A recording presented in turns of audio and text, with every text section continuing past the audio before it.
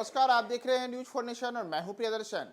जदयू के बाहुबली नेता धनंजय सिंह की मुश्किलें बढ़ गई है और उनके लोकसभा चुनाव लड़ने पर भी अब ग्रहण लग गया है, क्योंकि धनंजय सिंह को आज कोर्ट ने 7 साल की सजा सुनाई है और सजा सुनाने के साथ ही उनके आगामी लोकसभा चुनाव लड़ने को लेकर के जो अलग अलग किस्म की बातें की जा रही थी उस पर एक तरीके से अब पूर्ण विराम रख गया है कि बिहार के मुख्यमंत्री नीतीश कुमार के सबसे बड़े नेताओं में एक और उत्तर प्रदेश के जौनपुर संसदीय क्षेत्र से चुनाव लड़ने की घोषणा कर चुके जदयू के राष्ट्रीय महासचिव धनंजय सिंह अब जेल में रहेंगे, और वह भी 1-2 दिन नहीं बल्कि पूरे 7 साल। दरअसल हम आज अगर इस मुद्दे पे आए कि किस मामले में धनंजय सिंह को सजा हुई है, तो धनंजय सिंह से जुड़ा हुआ यह पूरा का पूरा मामला रंगदारी मांगने और लोगों को धमकाने से जुड़ा है। दरअसल धनंजय सिंह ने जौनपुर संसदीय क्षेत्र से लोकसभा चुनाव लड़ने का ऐलान किया था और उनके ऐलान के अब बाद बुधवार को कोर्ट से उन्हें बड़ा झटका लगा जब जदयू के राष्ट्रीय महासचिव धनंजय सिंह को 7 साल की सजा सुना दी गई।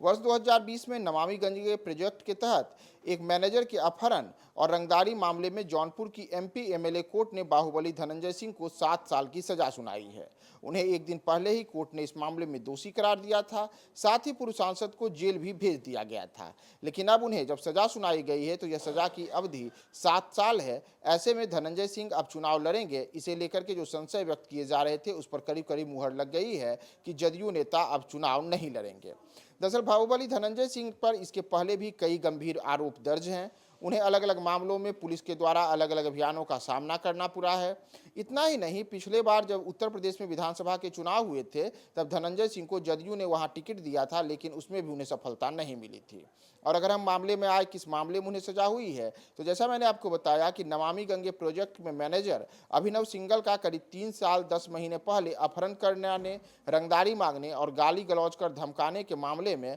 पूर्व सांसद धनंजय सिंह और उनके सहयोगी संतोष विक्रम सिंह को आज यह सजा सुनाई गई है। आरोप लगा था कि धनंजय सिंह ने खुद पिस्टल लेकर के और उनके अपहरण के दौरान धनंजय सिंह जो मौजूद थे उन्हें गालियां दी थी और पिस्टल दिखा करके यहां तक कहा था कि आपकी हत्या कर दी जाएगी। तो इन तमाम चीज़ों के बीच अब धनंजय सिंह को कोर्ट ने सजा सुनाई है। और अगर हम बात करें धनंजय सिंह के सियासी करियर की, तो 6 जुलाई 1975 को जन्मे धनंजय सिंह ने मात्र 27 वर्ष की उम्र में ही सबसे पहली बार सियासत में कदम रखा और विधायक बन गए। 27 वर्ष यानी कि वर्ष 2022 में